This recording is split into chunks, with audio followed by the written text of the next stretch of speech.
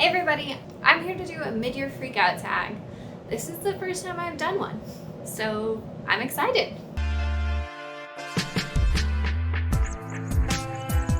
I'm gonna do my best to give you as many links as possible for this down below because this has been going around for so long. Let's talk real quick about some stats. My goal this year is to read 100 books, and right now I'm at 55, so I'm right where I need to be, not too far ahead. According to Storygraph, which I highly recommend using, Storygraph says I've read 15,909 pages. My top 5 categories on Storygraph so far this year are adventurous, emotional, dark, reflective, and mysterious. Adventurous is a huge chunk of my books. Should come as no surprise. Most of the books that I read are between 300 and 500 pages. They make up over half of the books that I've read. And 15% of the books that I've read have been audiobook. So there we go.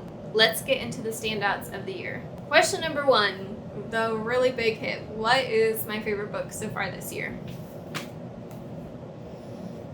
If you looked at my book haul, which I don't know if is actually going to come out before or after this, but I picked up Lore Olympus, a graphic novel that has some of the most beautiful art I've ever seen in a book, and it is a Persephone and Hades retelling.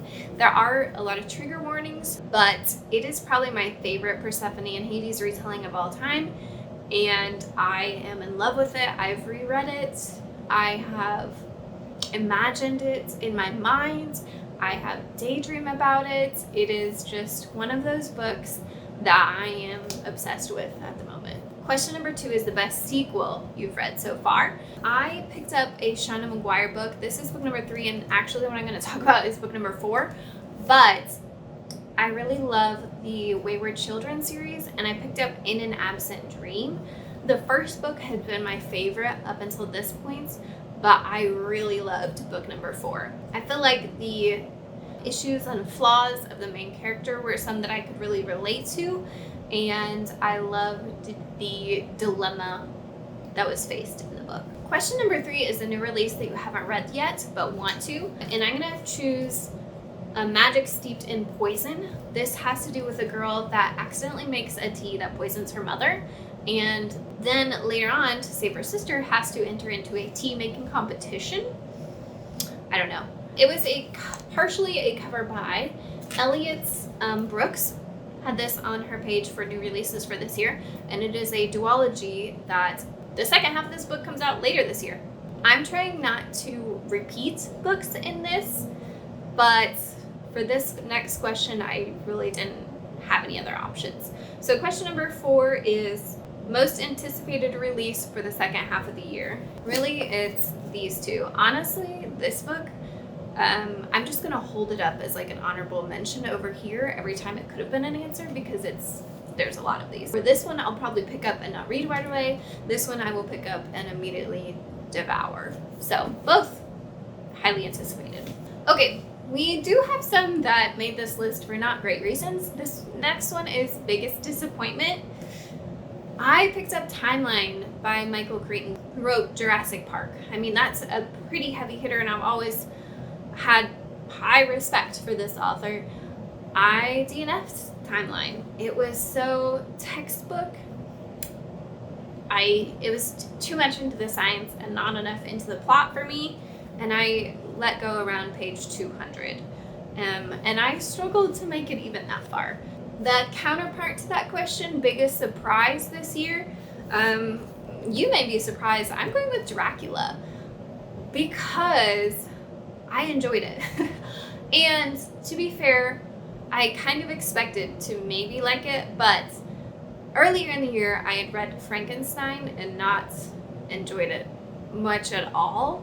And partially it was because of kind of a common, I guess, misconception.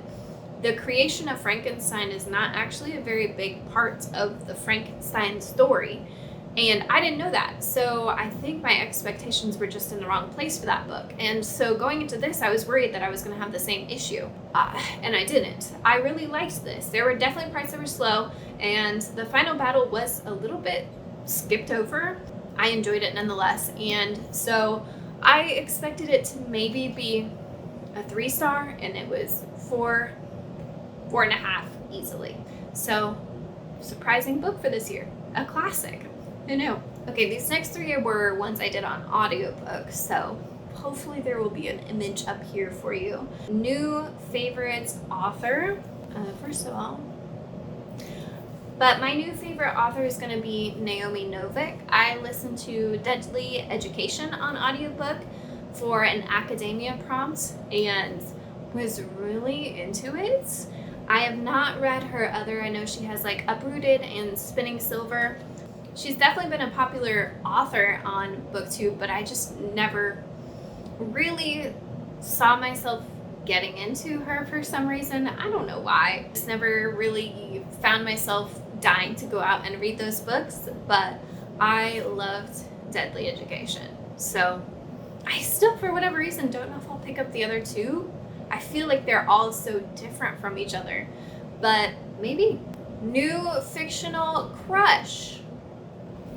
I am going to go with actually a couple. I listened to Shadow of the Fox, and it was such a fun, like, cute read.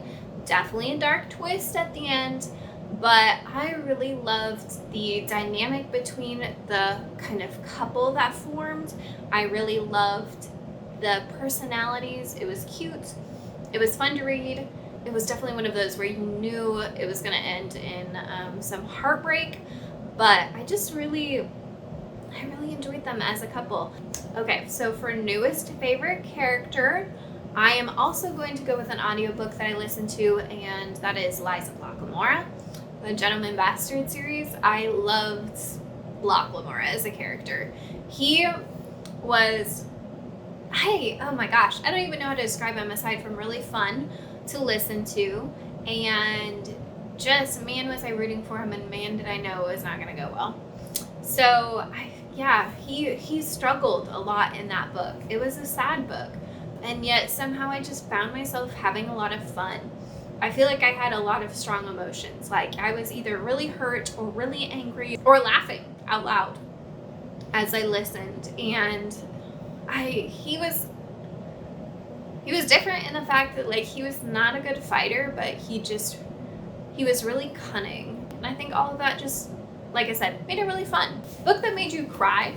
I don't really cry much in books, but I read Poppy War, and it's a tragedy for sure. It probably has some of the goriest scenes I've ever read, and I feel like every character is just going through so much. It was heavy. It has a lot of unlikable characters. The main character I don't think is supposed to be likable, so you don't really have anybody to root for, maybe the wrong word. It's just so sad. It's so sad. And I know it's based on, real life events, which makes it even harder to read, really. So I feel like the heaviness of this book stuck with me after I put it down. A book that made you happy. I lent out Kings of the Wild. This is the second one, but I'm going to go with Kings of the Wild by Nicholas Ames. I listened to that on audiobook, but I also have a physical copy, and it was just kind of like a rowdy good old time. It was true adventure book. It was D&D. It was wonderful, and I loved the main characters. I loved the world, and I wanted to be a part of their group so badly. I would live in that world with them for sure. Most beautiful book that I've bought, Winter Keep. It's on my TBR for this month, and as an audiobook actually, and it is the finale in a series as far as I know. It'll be nice to cross that off my list. The last one is, what books do you plan to read by the end of the year? And aside from Wheel of Time, I don't really have any other plans. My goals are to read books from my shelf and to finish some of my major series, or at least make progress in the series, because I am not good at that. That's what I need to read by the end of the year. I need to read sequels. So if you have a mid-year freakout tag video, please let me know down below, and if not, just let me know what your favorite book so far this year is so I can add it to my reading list. All right, everybody, I will see you later. Bye.